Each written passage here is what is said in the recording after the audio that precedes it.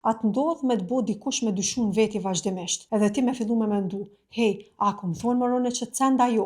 Fjala gaslighting është një formë që tregon manipulim emocional dhe psikologjik. Kur një person tenton ta bëjë tjetrin të dyshojë në perceptimin e tij, në kujtesën e tij, edhe në arsyetimin e tij. Qëllimi kryesor është që viktima ta humbë besimin në vete dhe të bëhet më e varur nga personi që e manipulon. Shembuj të gaslighting janë mohimi i ngjarjeve. Unë se kom thonë kur këtë cent, a në fakt ti e din shumë mirë që vetë ka thonë. Të bën mundje i apo e çmendur. Edhe të thotë je shumë e ndjeshme ose je tu imagjinu. Shembull tjetër i gaslighting është se ndryshon realitetin. Ngjarjen që ka ndodhur e tregon ndryshe, edhe të bën me dyshu në kujtesën tënde. Në cilat raporte ndodh zakonisht gaslighting? Ndodh në raporte toksike, mes partnerëve, familjarëve apo miqve. Gjithashtu ndodh në ambientin e punës, kur dikush i mohon fajet apo përgjegjësitë edhe tenton me i hudhë te tjetri. Gaslighting është e rrezikshme. Pse? Sepse mundet me dërgu njeriu në mungesë vetbesimi, në ankth, konfuzion edhe në varësi emocionale nga abuzuesi.